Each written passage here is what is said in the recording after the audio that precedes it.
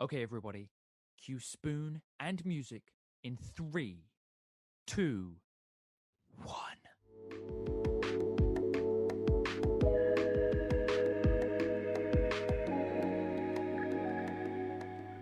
Hello, welcome back to Spooned It. This is a podcast with me, Joel Brown, and my good mate, Jensen Anderson. We're here to just have a laugh, really. So over the course of like lockdown and everything, the past few years, it's all been mad. And so we thought, let's make a podcast. We'll be able to chat a little bit more. And honestly, it's been great. But gents, I've got a bit of a conundrum that I need your help with, okay? And I want us to go a bit of a back and forth on this. Now, I was thinking that often just because something is worth a ton of money, that doesn't mean that it's going to have like a different value to you. It's often, and I started to think about this a little, it's often those things that don't cost much, but they mean something else to you, that they're the things you hold closest to your heart. And when I say that sentence, what is like the first thing that comes to your mind just straight off the bat, just like that? I'm already going to go off script here, and because you said things that don't cost a lot of money, and I have to start off with my car because it's something I use every single day. It didn't cost me not a lot of money, but for what it is, it's a Mustang. It didn't cost me as much as it could have, is how I put it. And basically, I've used it almost every single day since I purchased it about 2.5, 3 years ago now, which is crazy. I've put like 20,000 miles on it. It was my daily driver to and from school. It's now my daily driver to and from work. I've saved a ton of money fixing it up myself. And there's just so many memories. Road trips, even picking you up from the airport a couple years ago was kind of a dream come true for both of us. Me pulling up in a Mustang, picking you up. It was great. Great time.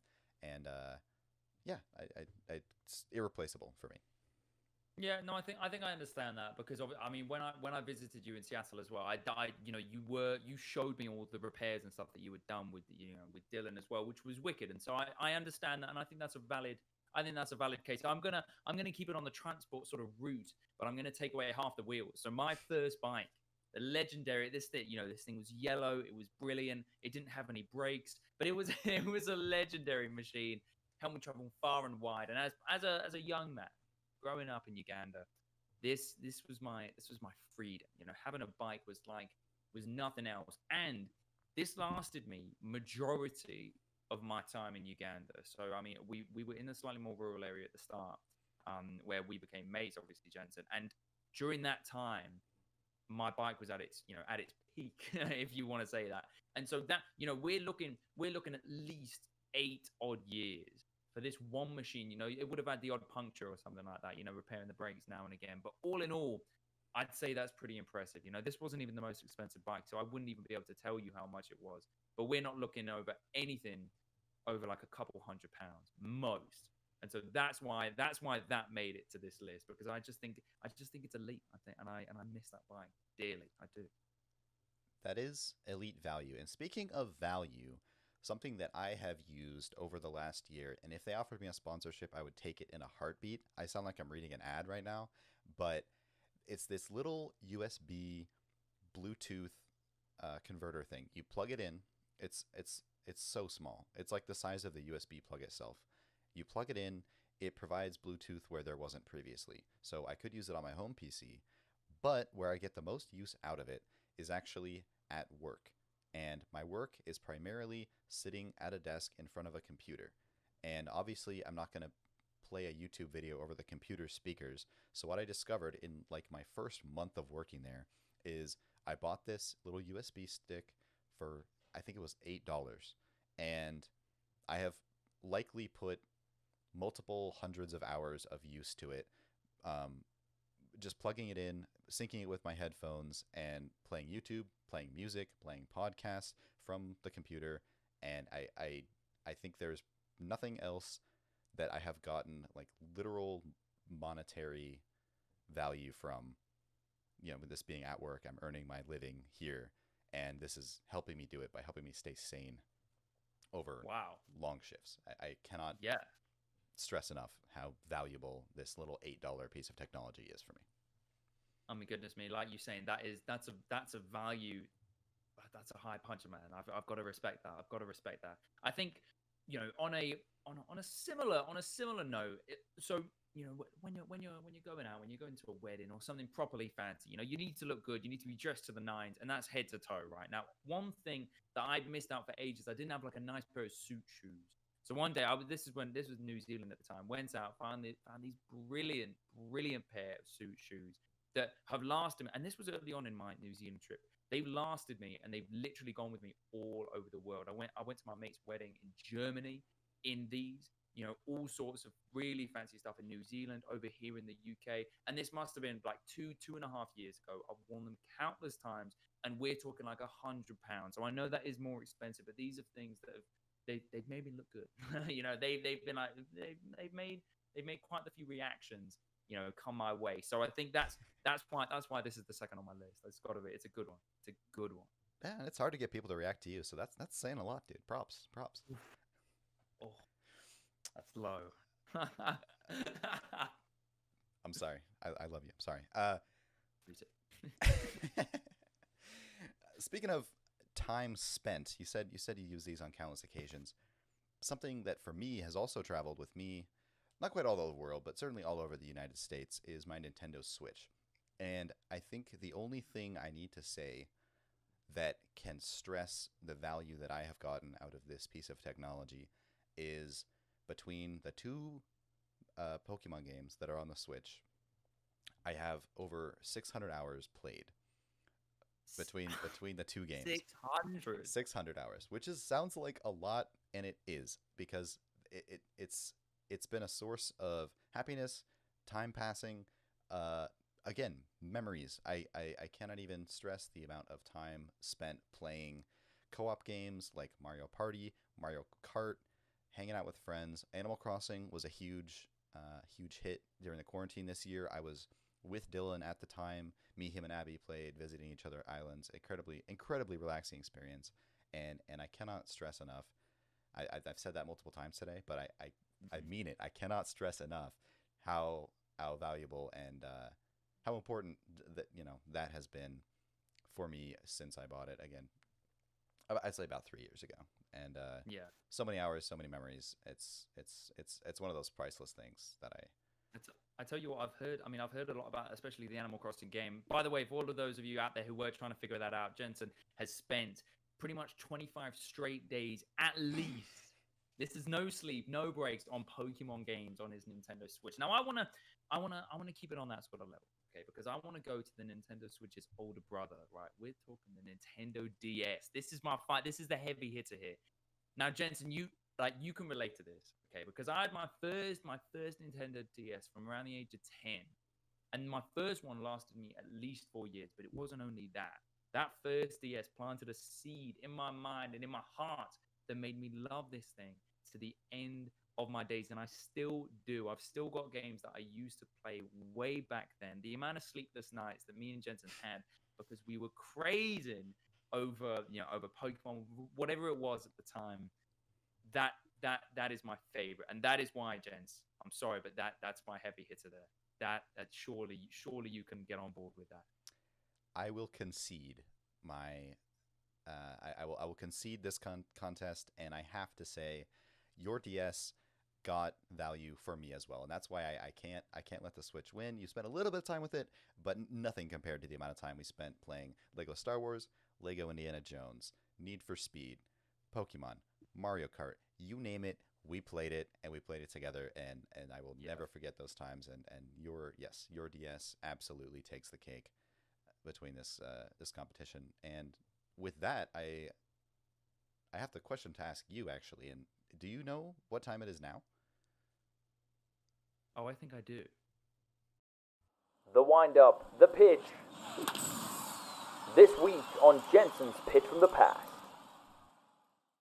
This, of course, is when we take turns trying to bring back a childhood memory that we think has lost a little bit of magic over the years. Last week, Joel sold me about the absolutely barbaric idea of Marmite-flavored popsicles. Just absolutely horrendous. It's a British thing, I know. I don't care. It's terrible. That was strikeout all the way. Honestly, mate, I think you need to reconsider. Anyways, this week, Jensen is going to try and sell me into jumbo-sized playground. Okay, I'm really interested to see what he's got. So without further ado, Jensen, take it away. Adults are serious people doing serious things.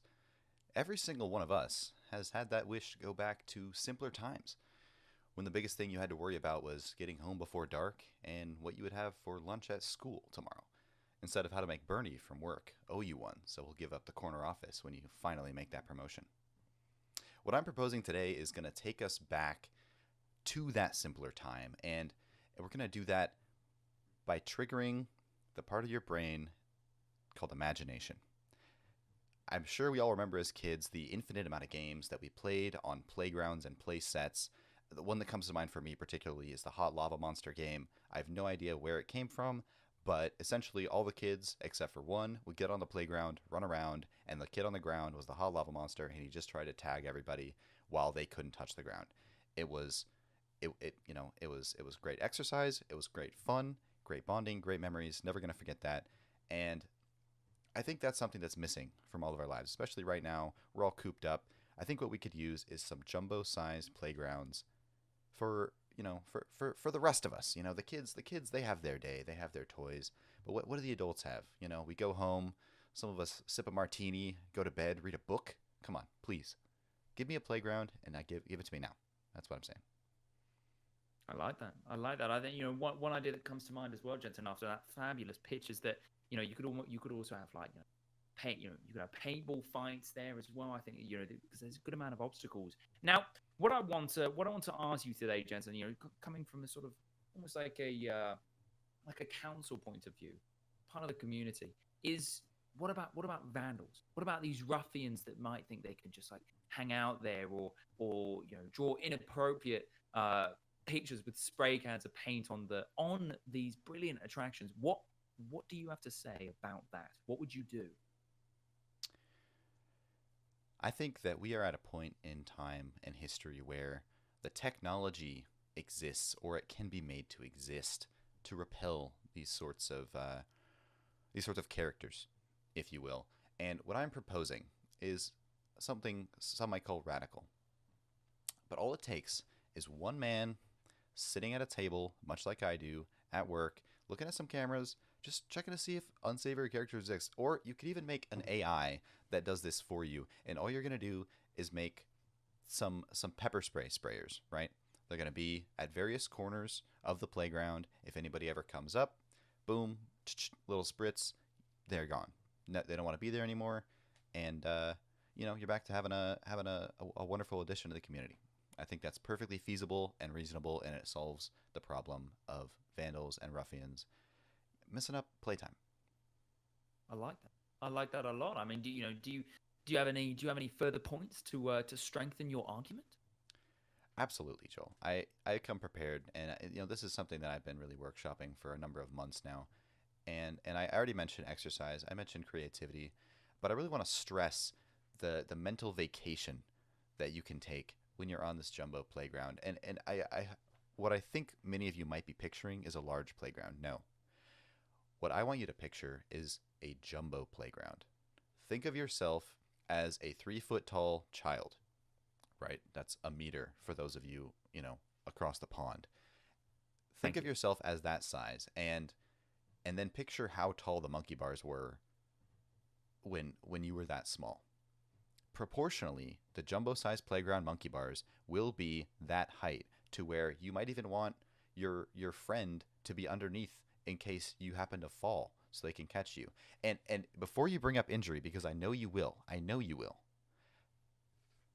rubber mesh underneath. You fall, no harm, no foul. You might even bounce a little. It's a win-win-win all around, and it'll encourage people to let loose and find that inner child that I think we all are craving. Wow, Jess, very nicely put, my good sir. I do approve. I think in total, I'd give the pitch and the idea, which I am willing to put my money into working. By the way, a solid 8 out of 10. A very, very well done. So good score, and we appreciate your efforts, and we will do our best to make this work in the community. Thank you.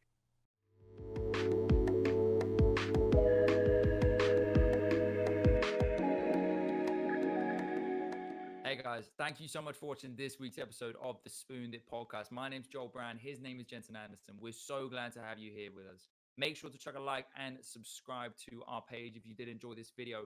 And make sure to stay tuned. Okay, we're going to have loads more videos coming up. And on that note, if there is something that you would like to see from us, let us know. You know, if you've got a new game for us to try, or just something that you'd like us to talk about, we'd love to hear from you. So make sure to chuck your request in the comments. Until the next video, stay safe, God bless, and we'll see you then.